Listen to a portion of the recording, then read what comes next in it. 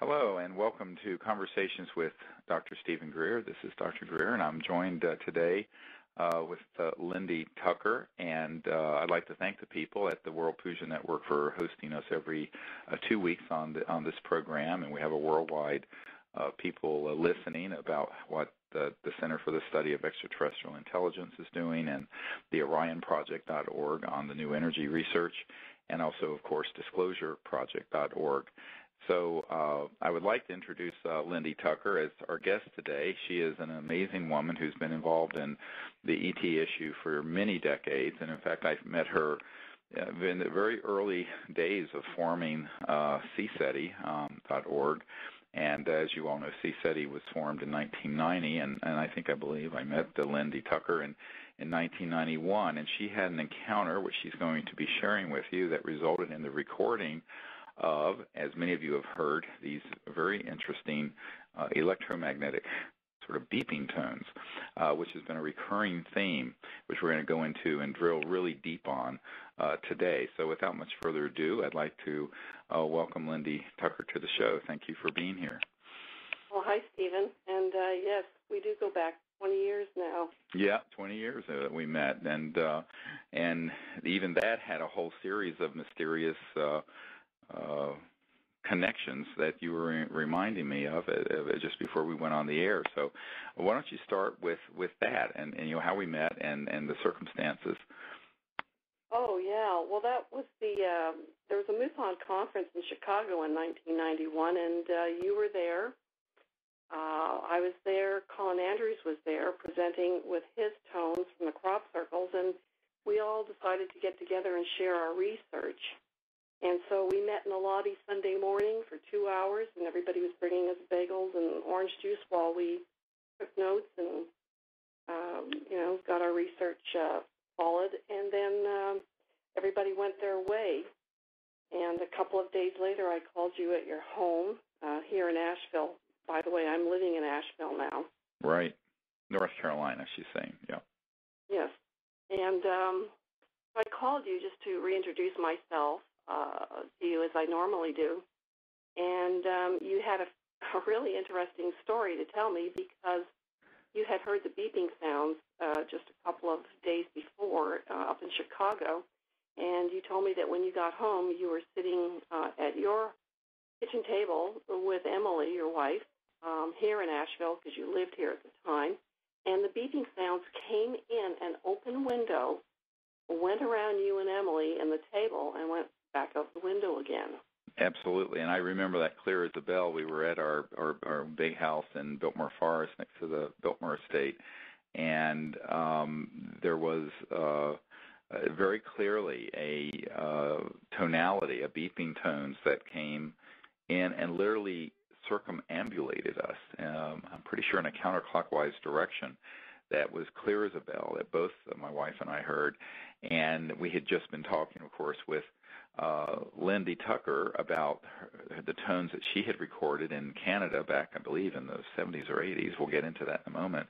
And with, of course, Colin Andrews, who, this was in 1991, had just come over to the States with these tones that had been recorded in 1989 in a crop circle. And as all of you know, one of the protocols that we use for making contact with the ETs, in addition to remote viewing and higher states of consciousness, is that we transmit out into space these beeping tones that were the result of an event in a crop circle where a BBC news crew actually recorded, along with other people, these tones that were coming out of thin air.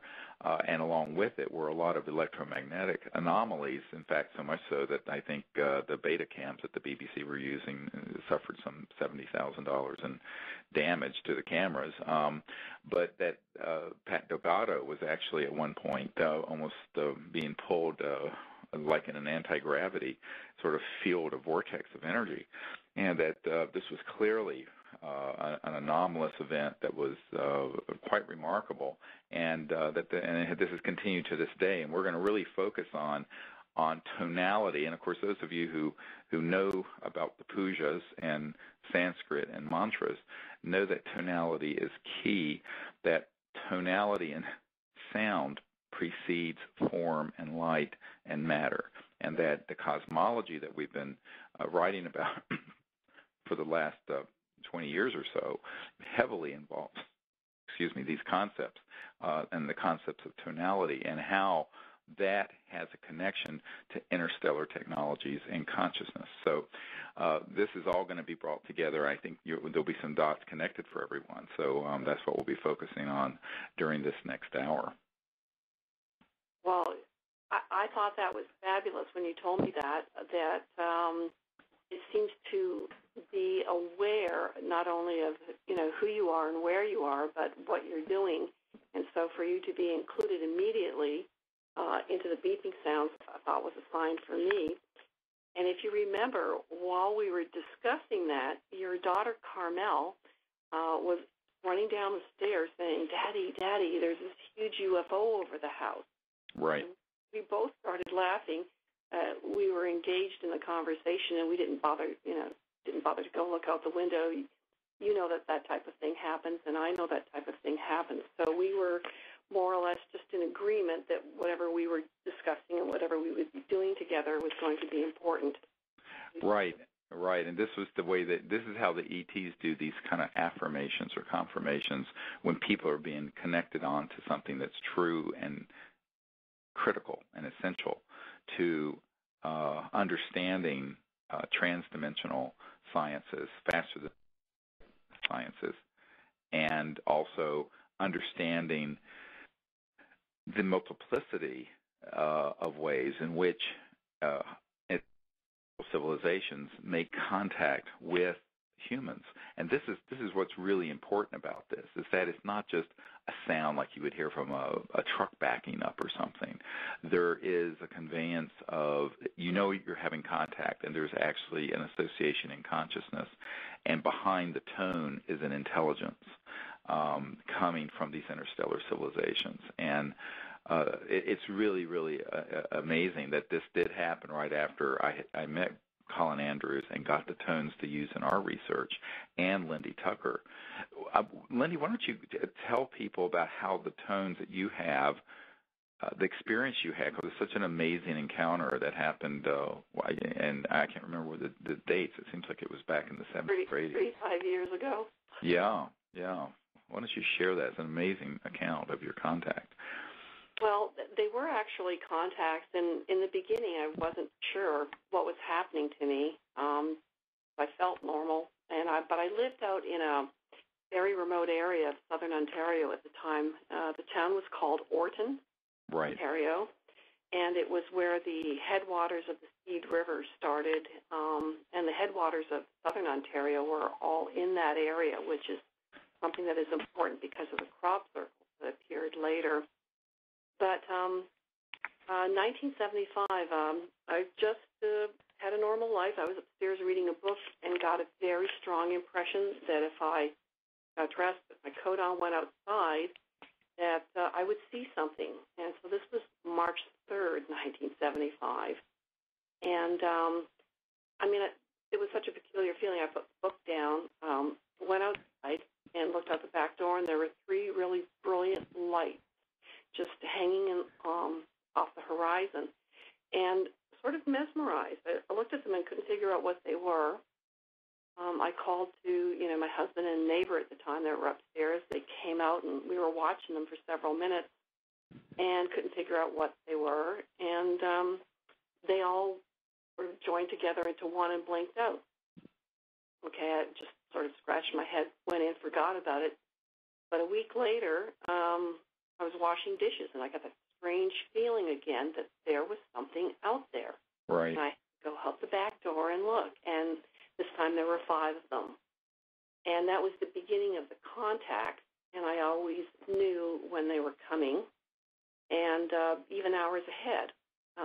And they were just, basically very brightly colored dancing lights. They would, there'd be several of them, 3, 5, 6, 7. They would start about, they would join together, they would move around in angular and triangular movements. And then along with that came these large, gaseous orange balls of light that would approach me on the ground, and I felt that they were sentient. Right. and they would stop me in my tracks because... How big were they?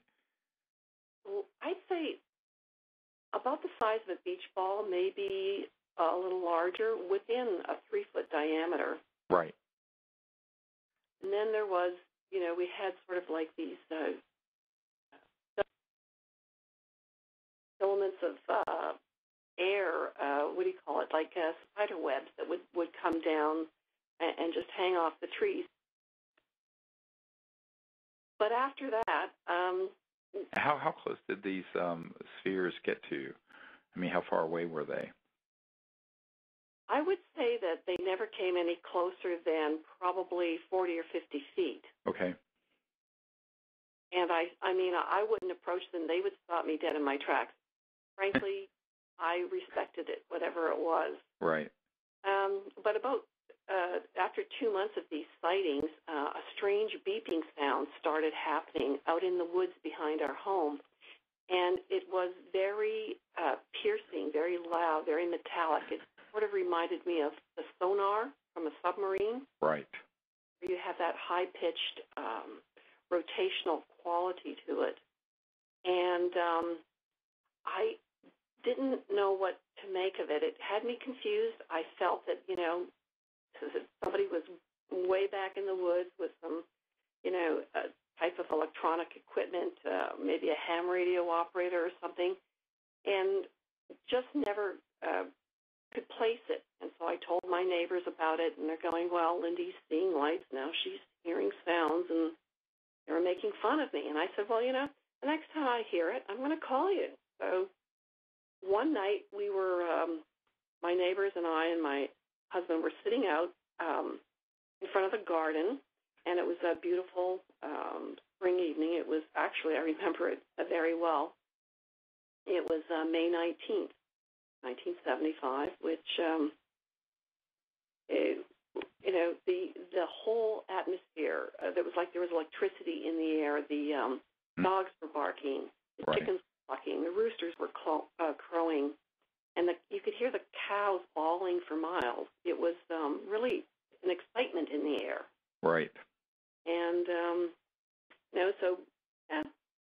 a couple of hours later, I was cleaning up, and I was, taking the garbage out, and I heard the beeping sounds. And I figured, I got to get my neighbors. So I went and, called them up. It was 12:30 at night by then, and they came over, and we were looking into the woods behind my house, and we could see these red lights in behind the trees. And there's nothing out there.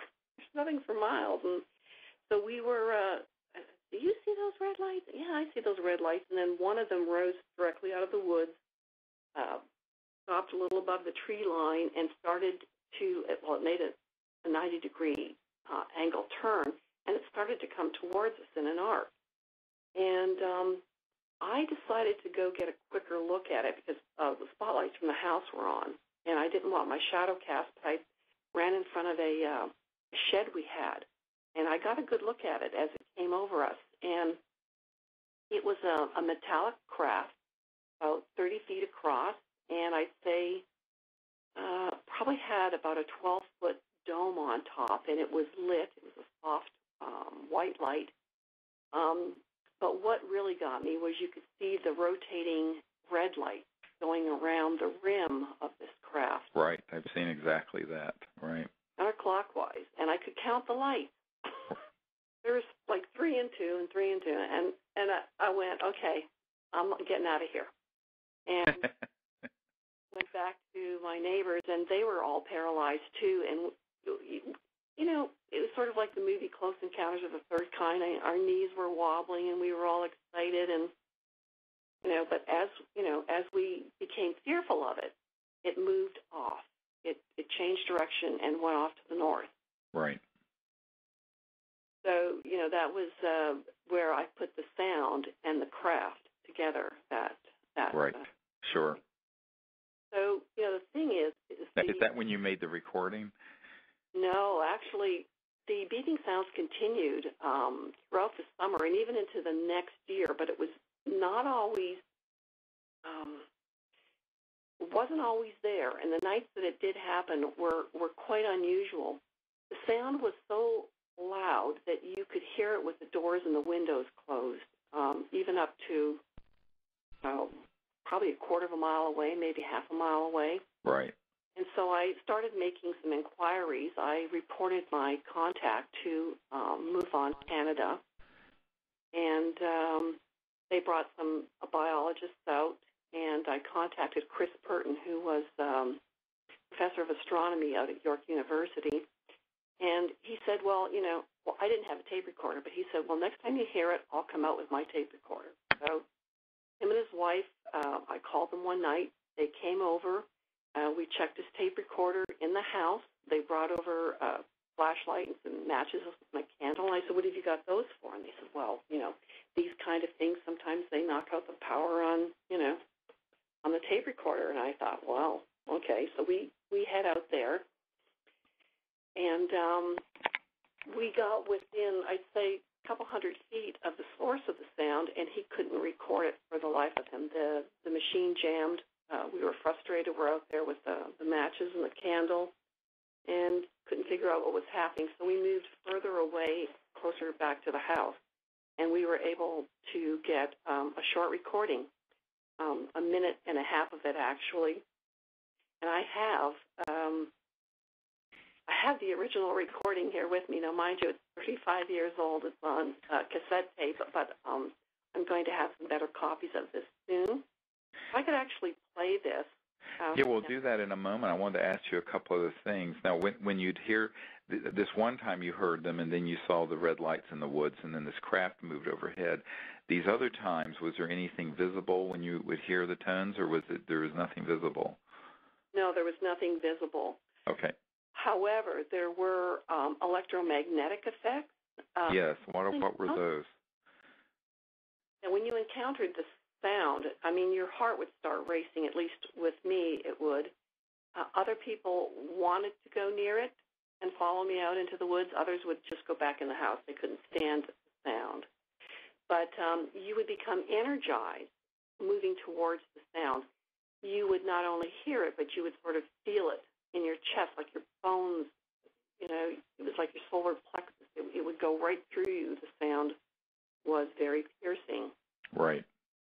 But anything that you took that was battery operated, whether it was a flashlight, one of the fellows had a hearing aid, anything run by batteries would go dead within about 150-foot to 200-foot radius of the sound. Yes, we have this happen all the time. In fact, we were just in Orange County in a canyon by Irvine Lake where we were having contact last weekend, and we had exactly that happen. We have some photographs of these objects that were coming very close to us, and we heard a very high-pitched tone, and we had very brand-new batteries and everything.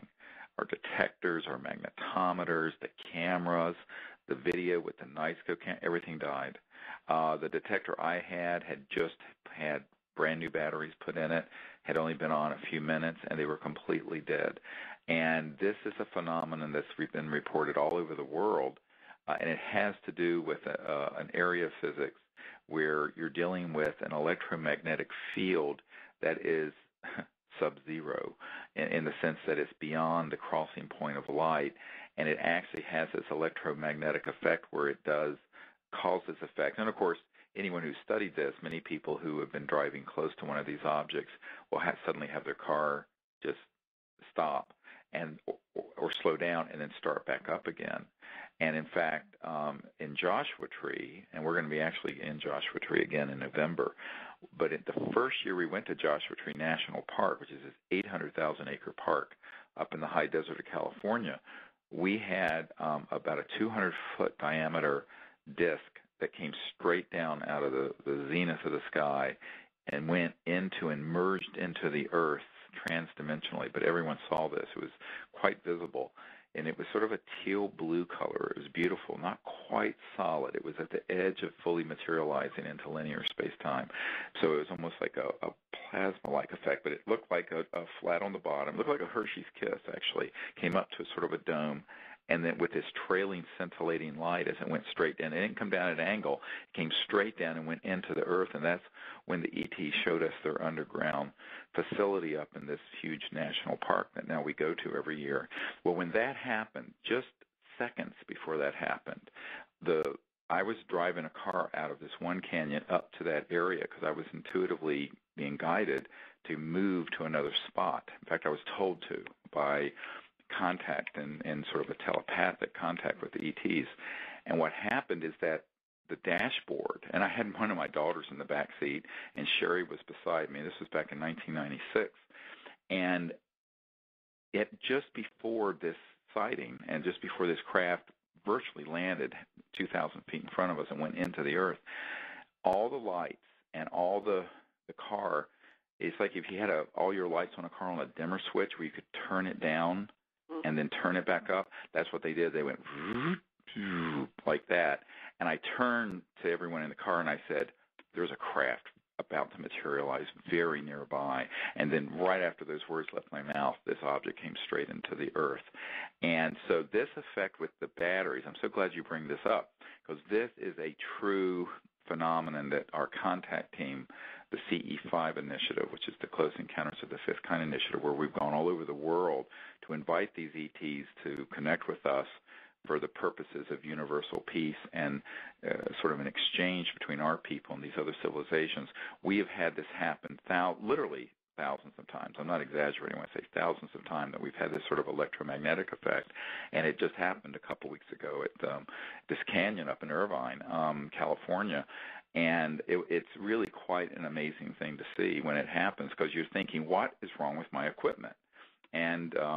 But it is, and there's nothing wrong with it. It's just part of the phenomenon. Yes, and I'm sure that you would agree with me, when you encounter this, you carry a charge as well. So that Absolutely. That's right. Period of time. And you mentioned the heart. I'm a medical doctor, emergency doctor, and I can tell you that the heart is electromagnetic. And the pulse going through the heart is an electromagnetic pulse. In fact, that's why when your heart stops, we defibrillate you with a big shock of electricity at a certain frequency and a certain amount of electrical power, because the heart is electric. And the bundle of His, which is, where anyway, I won't go into all the anatomy of it, but it is an electrical system. And that's why people have these experiences, both in consciousness and with some of these things you're experiencing. In this account you're sharing about the heart speeding up or what have you, with a very, very close encounter with a craft or with the tonalities of these sort of tones. It's really, I love it, but of course if you're not prepared for it, people, this is one of the reasons why when we do these week-long intensives, we go through a lot of this kind of phenomenon so people understand what it means to have close contact, not only with the beings and their technologies that teleport them around, but also with the craft, because there's a whole constellation of this kind of phenomenon, an epiphenomenon that associates contact. Wow, the energy is really unique.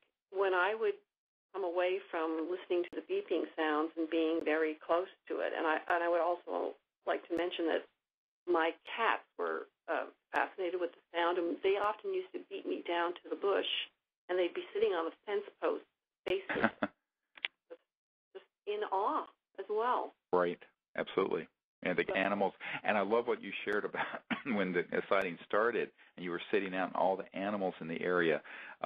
We have found that whenever this is about to happen, the cows get excited, the coyotes, all the animals become very excited. They know that, and they're picking up on it on a subtle electromagnetic field that most humans are not in touch with, but you notice that dogs and cats and other animals, which live closer to nature than most modern humans do, are very in touch with that kind of energy. And I'm sure our ancestors were, but modern humans living in the way we do kind of get out of touch with those subtle energies, but they pick up on it right away and do get very excited. Well, I would come back from the field charged, and if I, would get back to the house, I'd put a compass in my hand and the compass would spin, or I'd look at the clock on the wall and I could stop the clock. Right. And, sometimes going by, light bulbs, they'd either go out or they'd blow out. And there were times when my toaster would just start glowing, and it wouldn't even be, it'd be plugged in, but it wouldn't be turned on, and yet the filaments on it would be lit up. And I occasionally would have trouble where, the battery in the car would go absolutely dead, and it'd be a new battery.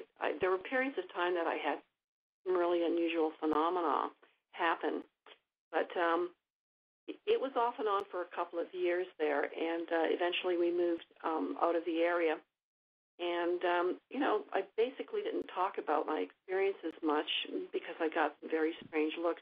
This is back in the mid-'70s before, UFOs were even discussed publicly. That was the mid-'80s, I think. Right, pre-disclosure project days, yeah. Right, yeah. So, but when I did go back to Canada in 1989, I met up with Henry McKay, who was the MUFON director of Canada, and he told me he had other recordings of beeping sounds that were in the MUFON archives. And so I decided to meet with him and listen to the tape recordings. And sure enough, the 3 recordings that he had were identical to mine. And in the beginning, this was fascinating. Oh, good. So, there's more to this. Oh, my God. And there's some Air Force reports. They're declassified. And so it was like, well, this is exciting. Well, okay, then it really did happen. I'm not crazy. I can compare my tapes. But, oh, my God, this means that there has been other contact because people who wrote up their experiences along with their beeping sounds all had close encounters with the craft, and it was the same dimensions as the one that I had. So I realized that, now that there's more to this. It's widespread. And that's when I began to actively investigate the beeping sounds. Right. And I got to work with Professor Ron Stearman, who he's now retired, but he was a tenured aerospace professor out at the University at Austin, Texas. And he had some of the most sophisticated equipment in the United States at the time, and met him during a MUFON conference, and he decided to do an analysis of all the tape recordings that I had. Took it on as a project. Several years, he even got his students to do it as a project. And so I have hundreds of pages of analysis on these beeping sounds. Some of the classified Air Force reports that people called it their UFO summer. The one I thought was funny was survivors of the beep beep. Yeah. They were scratching their heads too. Sure. They lived out in the woods and were having a little difficulty integrating it into their realities. Right. Exactly. And this is why sharing this information is so important, because people who we now have a CSETI app where you can download the protocols for contact if you have an iPhone or an iPad. And you'll see in that are these tones that we've recorded and that came from the crop circles and from the CSETI encounters are part of this app from the for iPhones. And also we have a whole program at disclosureproject.org you can get that has the DVDs and CDs with all of this.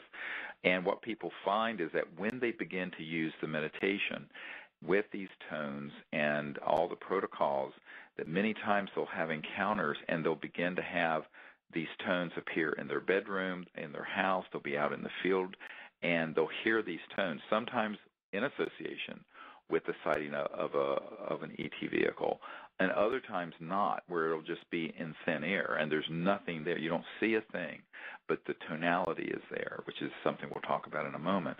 So why don't you, if you're ready, why don't you play the tones? I know you just have it on a cassette recorder. Something that might be really good to do is Charlie Balog, who does our all our sound work and who's so good that you could take all these different tones you have and put them into an electronic MP3 type file. That would be really good to have. But why don't you go ahead and play that, and we'll let people hear what it is that you heard during your encounters in 1975. Okay, well, this one is actually recorded in my backyard. I have several on this tape, but we'll get to that at another time. Oh, we can go through those as well, sure. Just this one here by one. is done by Professor Purton from York University, and this was the original recording. It's about 1.5 minutes long, and it's got crickets in it. It has owls. You can hear them hooting. But he was very nervous because this is the one where we couldn't get the tape recorder going, and we had to go out of the woods to record it. So he's got his thumb rubbing on the microphone. It's very annoying, but... Well, you know, this is exactly what Charlie can do, is that he can take it track by track and isolate only the tone. He's a genius with this stuff. That's what I'm saying. So all that would be cleaned up. So anyway, but go ahead and play it for just maybe, you know, a few seconds so people get a sense of what it sounds like. Okay.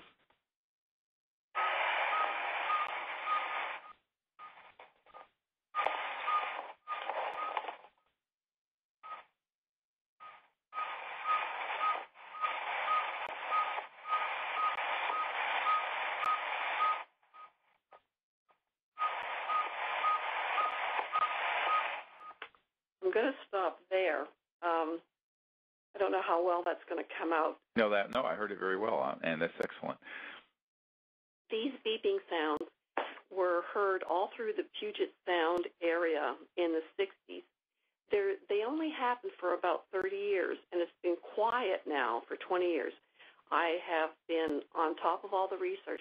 These sounds have not been heard in 20 years. The original cases started in 1962, and were happening at that point in time in the Calgary, Alberta area, and then all the way from Vancouver, BC, down to Portland, Oregon. It's really well written up in the 60s because of all the encounters that people were having with these sounds. As a matter of fact, they called in the Air Force. Right.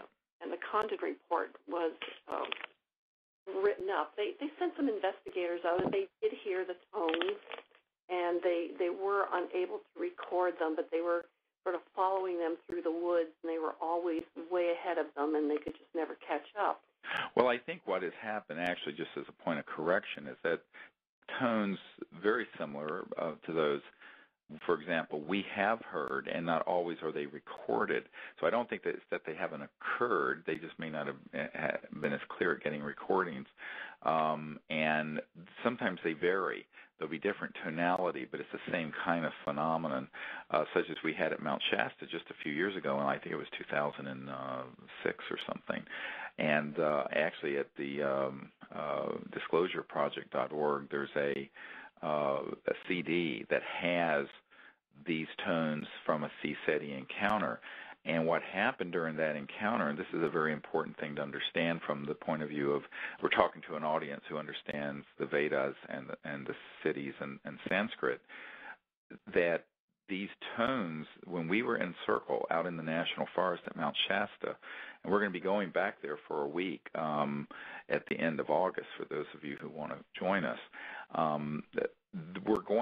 what happened is that we had some amazing sightings of craft that were nearby and coming between us and the mountain, Mount Shasta. And we were in the National Forest that adjoins Mount Shasta.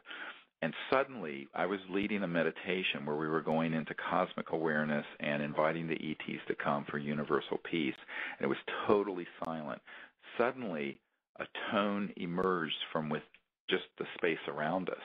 Now, we just had a very inexpensive, it wasn't digital, it was a regular cassette tape recorder that a member of our team was running at the time. But what people saw, they had their eyes closed, and we were in meditation. What they experienced was that as this tone came through the area and penetrated the circle, everyone saw the shape of the craft. In other words, the craft was dematerialized, was invisible with the naked eye, because we did open our eyes when this happened. But in your mind's eye, it was like everyone saw the same spherical craft. And as it moved through, it made like a string of pearls. It was an amazing encounter. And we put a lot of these accounts that we've had in a book that came out in the past year called Contact Countdown to Transformation. And it has with it a DVD that has on it these tones as well as the pictures and images of the contact we've had. What's interesting about it is the fact that if you understand the Vedas and the Sanskrit, there's a concept called name and form, and that's where tonality precedes form and light and actually can materialize objects. And the ancient yogi masters used to be able to manifest objects through specialized states of consciousness and mantras or tones or sounds within themselves that would then bring into linear space-time a plant or a gem or whatever. And this is still doable, but extraterrestrial civilizations that go faster than the speed of light understand these transdimensional, almost celestial-type sciences. And what we had this experience at Mount Shasta was that we saw clearly everyone heard this tone, and we did record it, although the recording of it is just not the same as experiencing it. I'm sure you'll testify to this, Lindy, that when you're there experiencing it, I mean, it was this penetrating tonality that literally created this image in the mind's eye of virtually everyone in this circle. And there were 30 or 40 people sitting there out in the National Forest together in a circle. And I think that what's important about that is that if you understand the science of consciousness and how consciousness and electromagnetism and all of that is integrated in these transdimensional sciences, you begin to understand how important these tones are, because the tones precede the form. And this is why, even on those encounters where you heard clearly the tones, but there was no craft visible, the craft was there. It was simply in a quote-unquote dematerialized form. It was shifted beyond the visible spectrum, but it was there, and it was contained within the tonality. See what I'm saying? Yeah, that's fascinating. And, you know, my mind's jumping all over the place because I was didn't know what direction I should go in. Should we go with the official report of what the beeping sounds is from the Air Force, or should we go into, you know, how they were creating crop circles in Alberta and... Well, do you have any other tones you want to share, or other examples of them? Right at this particular time, because of the talking that is in between all these different, it would be hard to, you know. No, that's okay. Yeah, at some point we can just get we'll work on this. Charlie would be great to do this and isolate these tones and put them just on a whole series, because then we can get rid of all the noise. And what you realize is that when you just hear the tones, there's a lot, and you slow them down, which is what Colin Andrews did with the crop circle tones. You hear the components of it. And it is like something from outer space. It's amazing to hear. And of course, everyone who's been there's a show that Charlie Balog and I did in the past 6 months that where we went through all these tones and discussed them. And so those are archived at the World Puja Network site. For those of you who want to hear that, you can search for that interview with conversations with Dr. St.Greer and Charlie Balog. But I think that what I think is really critical to this is to also connect the dots between the crop circle makers and the crop circles and the kind of language that's transcendent, sort of archetype consciousness forms that some of these crops, the ones that aren't hoaxed, and how that's connected to the sighting of ET craft and also beings as recently as last summer in England, and these tones, which, of course, go all the way back at least to the late 80s in England. Oh, I mean, it's all fascinating if you look at it from different perspectives. Excuse me, I think before I mentioned how the crop circles got involved with this, or, you know, I was going to finish saying that the big flap that was in the 60s in the Seattle area. Oh, yes. Over to Portland, Oregon.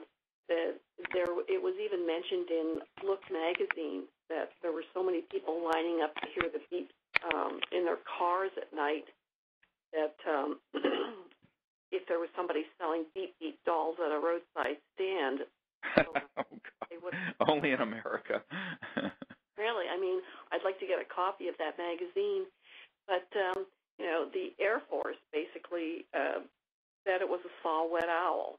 Oh yes, well they always come. That's the sound equivalent of the swamp gas that J. Allen Hynek got pilloried for saying with these sightings that were in Michigan, when of course then Congressman Ford ended up having hearings on it because everybody was so outraged. They had seen these clearly as structured craft and objects at close range, and when he was with Project Blue Book, J. Allen Hynek, who was an astronomer, said it was made some swamp gas reference, and of course it became quite a scandal nationally. And then later, of course, he founded a research group on this and admitted that they were, actually not swamp gas, and that he eventually did a 180 and left the Air Force and came clean on all of that.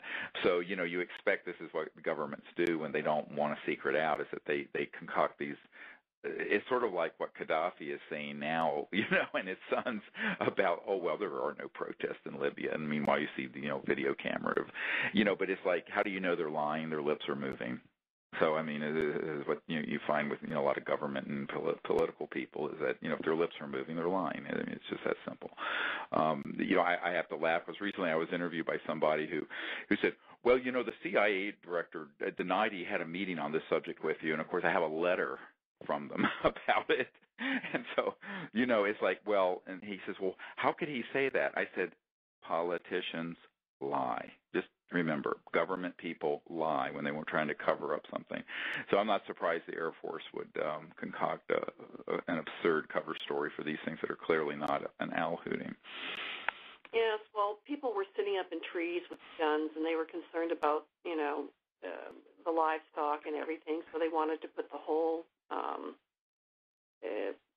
incident to bed, so to speak. And, right. A saw-whet owl is 6 inches tall, and these beeping sounds were being heard for 2 miles. It was affected. It was coming over their TV sets, their radios, long-wave, short-wave radios, over their CBs. I have reports where forestry rangers were hearing it tower to tower. These beeping sounds were coming over their radio equipment. That's right. And, in fact, that's another key thing. When we started using the ones from the crop circles to transmit over radio with our radio transmitters out into space when we're doing our contact, the first time I had the thought to do that, instead of just playing them into the air, was in England at Marconi's Hill, where, ironically, the first telegraph was sent to Marconi. And we were at this place, and we had seen a craft overhead, and it was like a really bright satellite. There were some people there who said, "Oh, it's a satellite." And I said, "Well, let's ask it to do something a satellite cannot do." It made a right-hand turn and then accelerated and shot off into space. About an hour later, it got kind of drizzly and dreary the way it does in Britain, and we were up by our cars, and I was playing these crop circle tones and transmitting them over the radio signal. Now, you have to understand the way these transmitters work is that when you're transmitting, you can't receive. You have to let your finger off the button. But with it in transmission mode, the radio began to beep back from space. And then we heard this tone that sounded like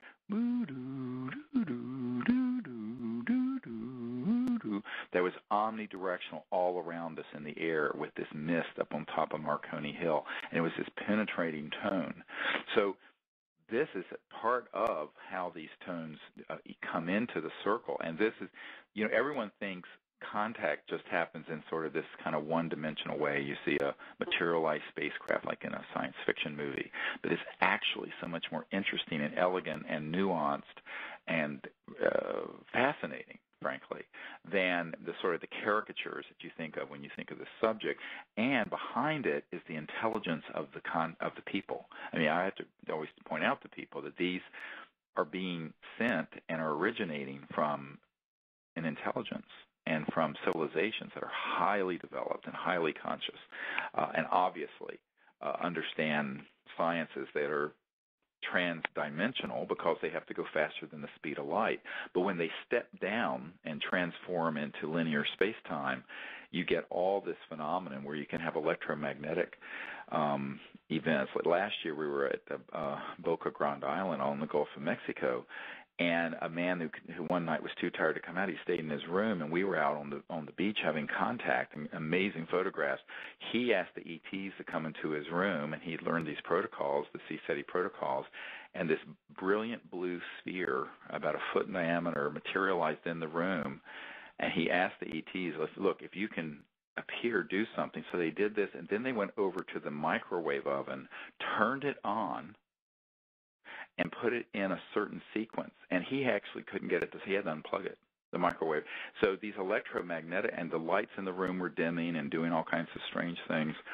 So this is the sort of things that happen all over the world that we're having with the CSETI contact protocols. And I mean, when I say thousands of accounts like this, I'm not exaggerating, with the teams that we've developed all over the world. And so these tones and understanding the tonality and how it actually can also affect awareness. People find that when they hear these tonalities, not only like compasses are affected, but there's an effect in awareness and consciousness too, if you can stay calm.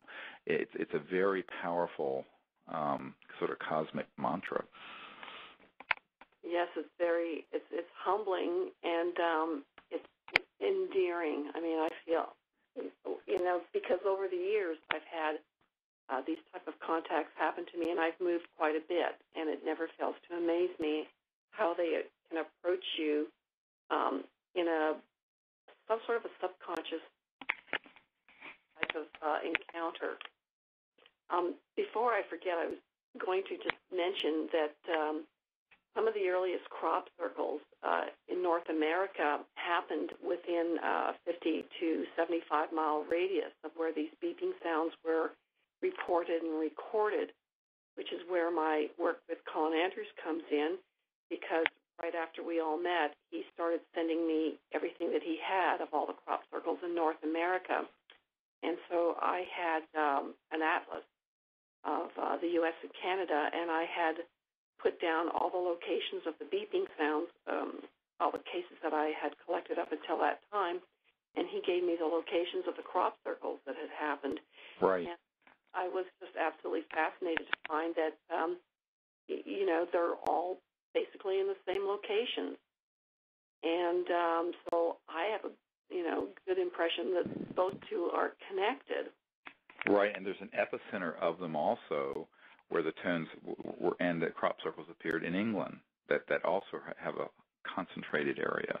In fact, in July, we're going to be going exactly back to that area where these tones were recorded in the Wiltshire and Hampshire, England, July 24th to 31st. People who want to join us, what we're going to do is we're going to spend every day going to different new crop circles and doing meditations in them, and then at night we usually find one or two of the crop circles that we gain access to, where we set out till 1 in the morning doing the CSETI contact protocols. And when people see, like last year when we were there, the contact we had and the images, the photographs we have of craft and objects and luminous, like you were talking about, these spheres that came very close to you, that are all around us. It's really quite amazing. And so we're going to take a group there. Those of you who want to come, you can find out about this at CSETI.org. But Colin and I have often talked about how there is also something geographical with the Earth and where these tend to get centered. Anyway, so one of the epicenters is obviously in that area of England. Well, one of the things that I found, I would go back to Ontario almost, to visit family, and I would be drawn to go back to Orton, where it started, sort of as a pilgrimage, trying to discern for myself what had happened, and to be able to tap into, that energy again. Right. And there were times that every time I would go up to Ontario, that there would be just, a smattering of crop circles within 2 to 3 days before I left and 2 to 3 days after I left. And I could feel the energy driving around southern Ontario, visiting family and friends, that the energy was cutting down because I could feel it. Right. And 2002, we had a crop circle go down 2 miles north of my old homestead in Orton, Ontario. And this is on your website with my article called Second Sight. And it's sort of similar to the CSETI logo. You have the crop circle is a huge circle with 3 circles in the middle and then 3 smaller circles on the outside. Right. And we did a chromograph on that. And the fellow who, I guess he's a soil expert, and he took samples from that, both inside and outside, and he said that the brilliant colors that came from the barley that was put down, he said if we could duplicate forest that put this field of barley down, that we would never have to fertilize another field. Right, exactly. And there's a message there, too, because there are technologies that they're trying to tell us are possible transdimensionally that not only could run the Earth without pollution. This is where we get into these kind of transdimensional sciences that we go into at the orionproject.org, where we would never have to burn oil, we would never have to burn coal, but we also would never have to dump these chemicals on the land to increase the yield of crops. And this is all has to do with these kind of energies and transdimensional systems. There's a key there somewhere. Well, we know what it is, and we know exactly what it is. It's not somewhere sitting in plain sight, except the people who run the current status quo of the macroeconomic system of the world and the financial system of the world don't want this out and to be used. I mean, this is why we have to have a sort of a uprising of enlightenment where people stand together and make this change happen, which is what we're doing with the orionproject.org and disclosureproject.org. But I think that when you talk about that crop circle occurring when you visited there, a corollary, which I don't know if you're aware of this, Lindy, when we decided to move to this area of Virginia, the man who showed us the house, who sold us the house that we're living in now that's on 65 acres of beautiful land in the Blue Ridge Mountains, on his ancestral lands of his family, the day we decided and made the decision that we would get the property we own now, a CSETI type logo, triangular crop circle appeared, and it was on the front page of the weekly paper here, the Seaville Weekly. We didn't know about it. Other people heard about it and sent the paper to us, and I went, oh my God. And then we found out it was on this man's family's farm, land that had sold us this property that we are living in now. And it was the ETs basically putting out a welcome signal to us to come here.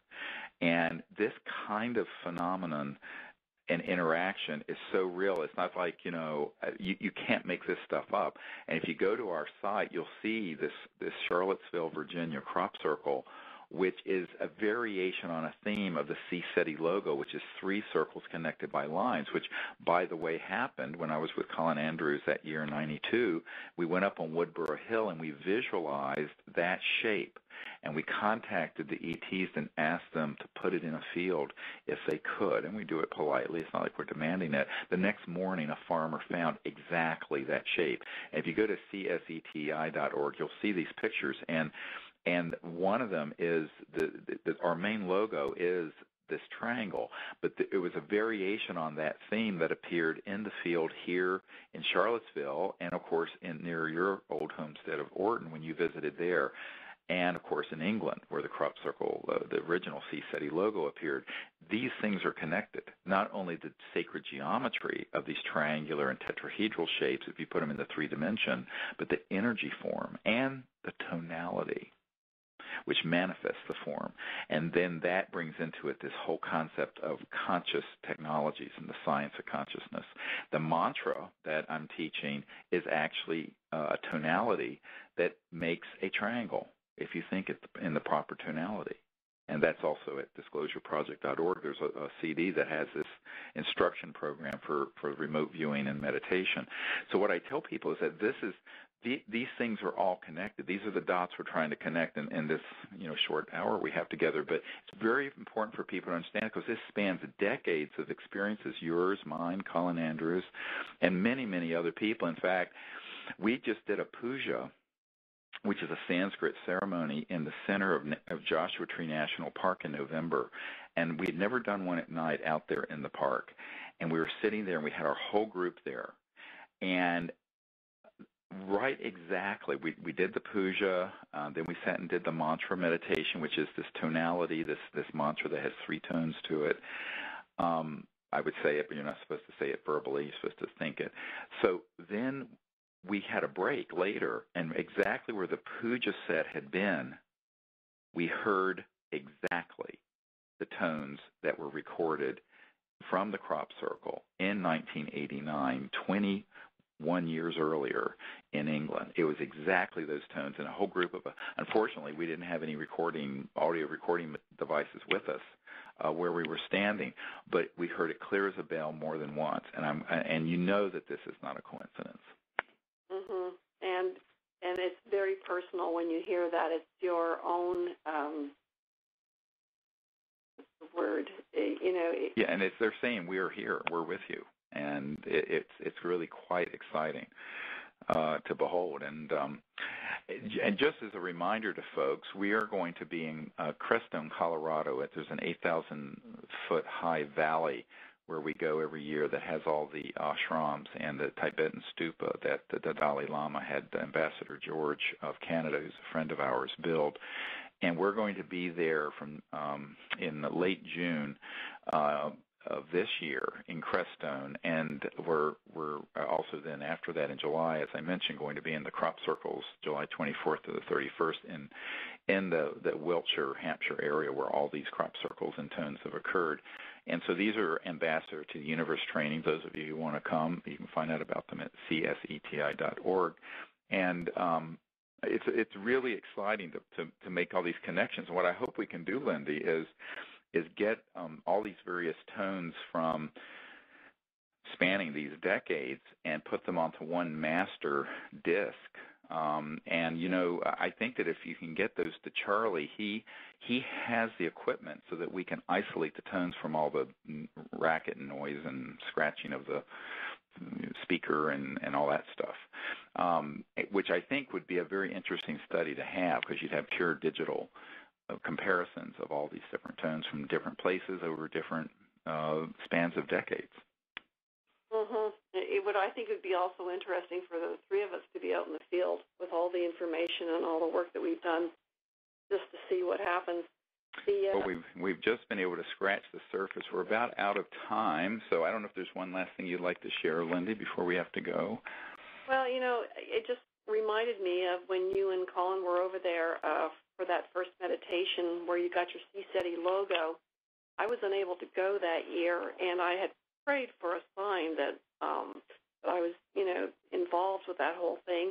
And I had some transdimensional stuff happen here at home while you were actually focusing on that exact emblem there. I was wearing some 3 silver rings that actually transmuted to gold for a period of time. Wow. It was very peculiar, and I remember writing both you and Colin, and I put these 3 rings together in a triangle and asked if that meant anything to you. Oh, that's right. I remember that. And I said, "Are you kidding? Look at this." Yeah, this crop circle that appeared. Yeah. And then Colin wrote me. So, yeah, I was connected there, too. Yes, and what you remind me of something that's the critical thing for everyone understanding the science of consciousness and at the World Puja Network, what Erwin Schrödinger said in the early 1900s, the total number of minds in the universe is one. That is, it's a singularity, and we're all connected through that. Well, we are out of time. I would like to thank Lindy Tucker for joining us and sharing these amazing contact experiences and her great research over the years and into these tones. There's a lot more to cover, but I think that's all we have time for today, and I just want to thank you for sharing all this with everyone, Lindy. Oh, you're welcome. And all of your help and friendship over the years. So until next time, I'd like to thank the folks at World Puja Network for their support and all of the listeners for your interest. And until then, this is Dr. Stephen Greer with Conversations with Dr. Greer. We'll talk to you